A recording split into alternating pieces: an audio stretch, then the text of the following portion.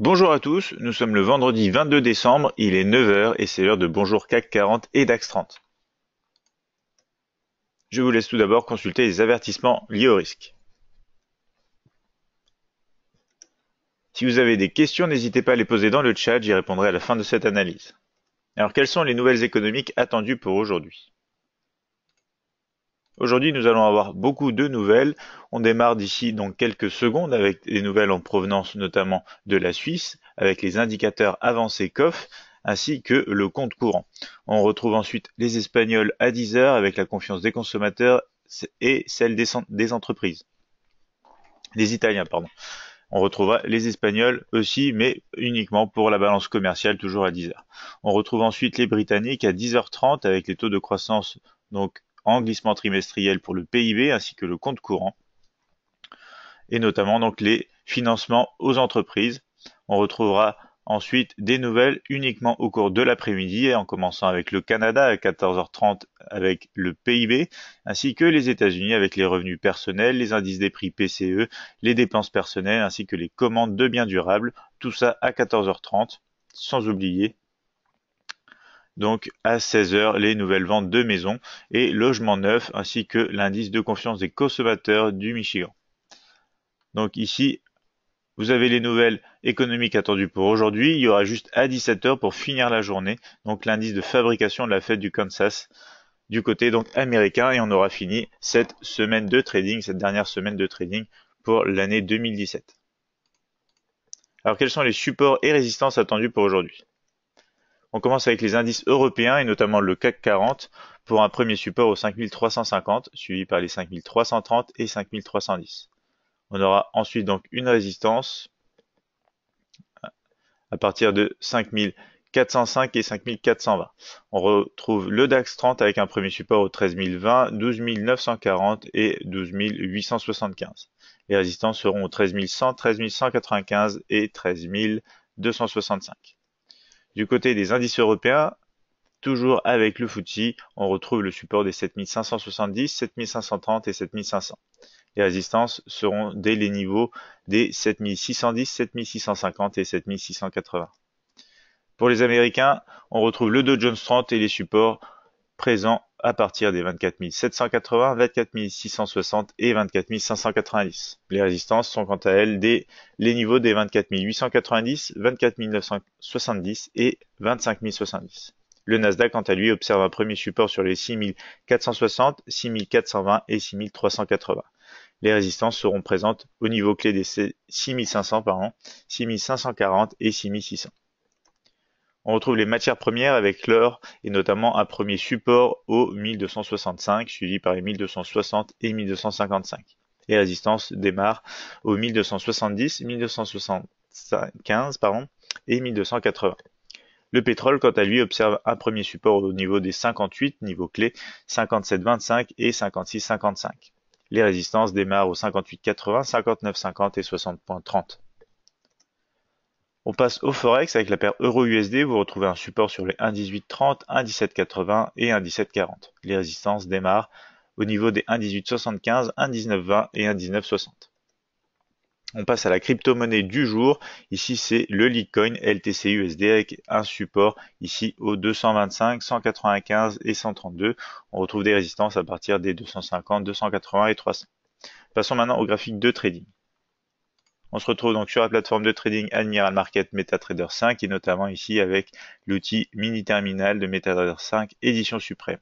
Nous sommes sur le CAC 40 en graphique H4 et vous retrouvez donc des cotations en plein milieu de cette zone de range avec des moyennes mobiles qui n'arrêtent pas de se croiser, donc en période d'incertitude, dans le cadre d'une tendance de fond quand même en baisse avec un momentum négatif, une force positive. Les derniers points hauts et bas englobent bien le prix ici en dehors même donc du range actuel pour un plus grand range de trading. On va passer en M30 pour retrouver nos niveaux de support et de résistance. Nous cassons à l'heure actuelle donc la résistance des 5370. Si on peut garder donc des niveaux de cotation au-dessus, on peut s'attendre à aller retrouver donc dans un premier temps la résistance des 5392 dans la borne haute du range avec la zone extrême ici et prochaine résistance des 5405. En revanche, si on repasse sous ce niveau, puisqu'on a aussi cassé ici les derniers points bas, on peut s'attendre à des retests sur les 5350 et la borne basse du range sur les 5330. En trading de range, le mieux est encore d'attendre donc les bornes hautes ou basses que de trader en plein milieu du range, donc soyez très vigilants ici sur le CAC 40 pour aujourd'hui. On va passer en graphique 5 minutes pour voir un peu plus en détail. Vous voyez bien ici qu'on casse les derniers points hauts. Pour le moment, on est vraiment au-dessus des 5370 dans le cadre d'un mouvement haussier à l'ouverture, donc sur le marché en direction de la résistance des 5392. Si jamais on vient casser ici le dernier point bas, on aura potentiellement des scénarios baissiers en direction donc des 5350 et 5330 dans le cadre de la tendance de fond qui, je vous le rappelle, est quand même à la baisse. Donc soyez vigilants, on est en plein milieu du range. C'est une zone dans laquelle il faut véritablement être prudent. Du côté du DAX 30, on a réintégré cette zone de range et on est en négociation autour de cette oblique ici, toujours dans le cadre d'une tendance de fond haussière, momentum positif et force négative. Ici, on a des négociations sur les niveaux, le point les plus bas. On va passer en graphique horaire pour retrouver nos niveaux de support de résistance. Ici, on est sur un graphique donc en tendance baissière, momentum à la baisse et force aussi à la baisse. On est en négociation juste sous cette ligne, donc oblique de tendance haussière, donc proche de la borne haute du range des 13 100 résistances. Ici, on est en train donc de pousser à la hausse après avoir cassé ces niveaux. Seul scénario haussier favorable uniquement si on est au-dessus des 13 100, au-dessus de cette zone de range et qu'on casse donc ici les derniers points les plus hauts. On pourrait aller visiter les résistances des 13 195 et 13 265. Dans le cas ici d'une cassure des derniers points les plus bas, on peut s'attendre donc à visiter le support des 13 020 et la borne basse du range avec les 12 940. En graphique M15, on retrouve ici un graphique pour le moment encore à la baisse, puisqu'on n'a pas réussi encore à casser ici tous ces niveaux. Momentum qui devient positif et force qui est pour le moment positive.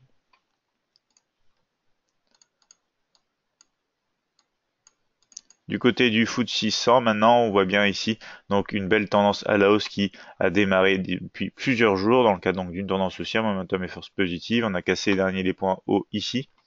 On passe en graphique horaire. On voit donc que le scénario d'hier avec la cassure de cette oblique et du support des 7530 donc a bien été confirmé. On est passé au-dessus même des 7570. Pour l'instant, on est en train de se diriger sur la résistance des 7610, donc ici c'est une résistance qu'on a déjà touchée donc il n'y a pas longtemps. On a cassé ici les derniers points les plus hauts, donc seul scénario baissier véritablement de correction dans le cadre d'un mouvement haussier de fond, ce serait sous les 7570 en direction du premier support avec des 7530. Pour l'instant, tout indique la hausse sur le FTSE 100. Faites attention à la résistance des 7610 pour ensuite voir si on a une confirmation et poursuivre sur les 7650. Du côté du Dow Jones 30, on est toujours dans la borne haute de ce canal haussier journalier, dans le cadre d'une forte tendance haussière, momentum et force positive. On est proche des derniers points les plus hauts, on va aller voir en graphique horaire, on est juste au-dessus du support des 24 780, pardon. Donc en négociation dans les derniers points hauts et bas ici aussi. Les moyennes mobiles sont bien haussières, le graphique horaire lui-même est haussier, momentum et force négative. Donc on peut attendre un scénario de poursuite à la hausse uniquement si on a une cassure ici par exemple de cette oblique correspondrait avec les derniers points les plus hauts. Faites attention, c'est quand même la borne haute du range. On n'a pas réussi à générer de niveau plus haut depuis quelques temps. Ici, on fait des sommets sur les mêmes niveaux à peu près, des sommets qui commencent à descendre. Donc on est en zone de consolidation. Scénario baissier uniquement si on arrive à casser ici. Donc cette petite ligne de tendance, comme ceci, qui correspond aussi donc, voilà, on est dans un petit triangle d'indécision, qui correspond aussi donc avec le support des 24 780. Donc ici, on aurait un scénario baissier si on casse donc ce triangle d'indécision à la baisse, notamment sous ce niveau. Faites attention au niveau des 24 735 qui peuvent jouer première zone intermédiaire donc de support avant.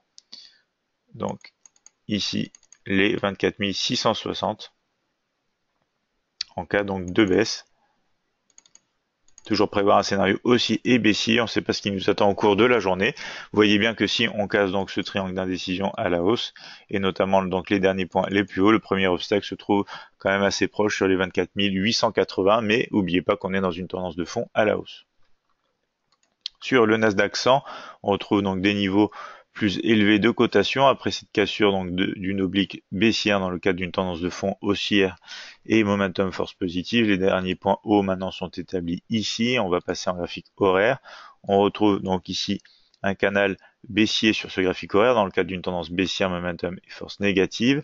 Il faudrait attendre donc la cassure des derniers points les plus hauts pour se rendre sur la borne haute donc du canal baissier horaire et la résistance notamment des 6500. Donc tout scénario haussier serait favori uniquement au-dessus de ce niveau de résistance des 6500, niveau clé, qui a bien joué son rôle ici, donc de résistance il y a très peu de temps. Si on casse en revanche ici donc les derniers points les plus bas, on peut se rendre sur le support des 6460 très rapidement, voir donc la borne basse du canal baissier et le support des 6420.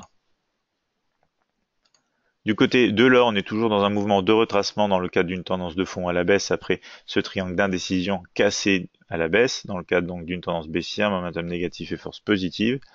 On retrouve ici les derniers points bas, donc identifiés juste ici. On est sur le milieu du range entre les points hauts et bas. On va passer en graphique horaire, retrouver nos niveaux de structure. On voit bien ici donc les scénarios d'hier. On a tenu les 1265 en support, même si on a fait un faux donc signal ici de cassure, on est vite remonté, rebondi donc à l'intérieur des moyennes mobiles. Donc ici c'est un peu pareil, scénario à la baisse sous les 1265 si jamais on a une confirmation du mouvement, comme ceci. Attention donc à cette zone bien sûr, avec donc des négociations plus récentes qui nous indiquent les niveaux à casser. Il faudrait véritablement casser les 1265, 1264 même. Et ici vous retrouvez donc un scénario, si on casse le dernier point haut, il faudrait aussi confirmer la cassure des 1270 pour se rendre donc sur les 1275 plus loin. Ici, c'est un graphique horaire en tendance haussière pour le moment, momentum et force positive. Du côté du pétrole, on retrouve la formation d'un triangle d'indécision ici à la sortie donc de cette zone de range dans le cadre d'un graphique haussier, momentum et force positive. On n'est pas très loin donc des derniers points hauts. Ici, on retrouve les niveaux de structure. On est au-dessus du support des 5800, niveau psychologique. Donc, on peut s'attendre ici, en cas de cassure des derniers points hauts, une confirmation d'une cassure de cette ligne de tendance. Un mouvement haussier ici en direction de la résistance des 58,80. Si jamais on repasse sous les 58,00, c'est un mouvement de retracement ici qu'on pourrait voir donc en direction du support des 57,25 et notamment donc de la borne haute de ce triangle d'indécision. On passe maintenant au Forex avec l'euro USD juste au-dessus donc de cette zone de range dans le cas d'un graphique journalier à la hausse, momentum et force négative. On aura ici des derniers points hauts cassés, donc des signes de poursuite du mouvement à la hausse. Pour le moment, néanmoins, on n'a pas réussi donc à vraiment dépasser les 1,1875. Il faudra encore attendre donc confirmation avec ici la cassure de cette oblique au-dessus donc des 1,1875. Si jamais on réintègre donc ce range, notamment le niveau des 1,1830 et qu'on casse les derniers points bas, on aura un scénario baissier en direction du support des 1,1780. Donc soyez vigilants, ici on est sur un support, sur une borne haute donc du range, mais on est de l'autre côté de cette borne haute, donc on peut aussi avoir un rebond qui pourrait nous entraîner à nouveau donc sur la résistance ici, et cette oblique qui une fois cassée confirmerait véritablement une impulsion haussière à la sortie de cette zone de range qui pourrait nous emmener sur la prochaine zone donc de résistance. Donc ici, vous retrouvez quand même un graphique horaire totalement baissier en attendant donc l'impulsion et la confirmation pour poursuivre la tendance de fond. On va passer maintenant à la crypto du jour, le Litecoin LTC-USD. On voit qu'on a véritablement donc commencé un retracement. On a cassé ici les derniers points bas en graphique journalier. Le graphique reste bien évidemment quand même, étant donné le mouvement initial haussier, momentum et force positive. On est en dessous néanmoins des derniers points les plus bas. On va passer en graphique H4. On retrouve cette zone de consolidation qu'on a aussi cassé à la baisse. On a cassé aussi les derniers points bas. Et ici, on a déjà une tendance une tendance pardon sur ce graphique H4 à la baisse, momentum et force négative. On va passer maintenant en H1. On voit qu'on a cassé pas mal de niveaux de structure. On est à l'heure actuelle sur le support des 225, légèrement en dessous, sur les 222. Le prochain support se trouve sur les 195 et les 160, voire donc les 132 si la chute continue. Vous voyez bien, cette ligne de tendance a été respectée. Tant qu'on l'a pas cassée, on n'a pas eu de scénario donc de poursuite à la hausse déclenché. Donc il va falloir attendre de voir un retournement de la tendance sur ce graphique horaire pour envisager donc de reprendre sur le Litecoin le mouvement haussier. Ici on est sur un graphique horaire baissier, momentum à la baisse et force positive. Donc on peut attendre ici par exemple des premiers retournements de tendance si on casse donc une ligne de tendance qui va commencer donc à prendre une pente un peu plus serrée. Des niveaux au-dessus des 250 commenceront donc à être intéressants. Il faudrait aussi réintégrer donc ce range qu'on peut voir ici donc sur ce graphique horaire, qu'on pourrait même étendre donc au niveau justement des derniers points bas et des 250, donc réintégration possible à partir de cette zone. On pourrait aussi donc notamment avoir une cassure de cette oblique qui nous confirme de potentielles impulsions haussières de retour sur le Litecoin. En attendant, il faut rester vigilant. Pour l'instant, on est en baisse. On va voir si les niveaux de structure donc peuvent soutenir le Litecoin et si oui, lesquels nous permettront de rebondir pour retrouver la hausse sur cette crypto-monnaie.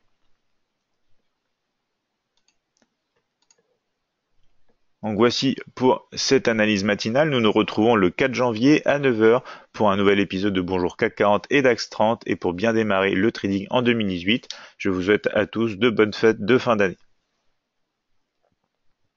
Si vous avez aimé cette vidéo, n'hésitez pas à vous abonner à notre chaîne YouTube et retrouvez-nous sur notre site internet admiralmarkets.fr.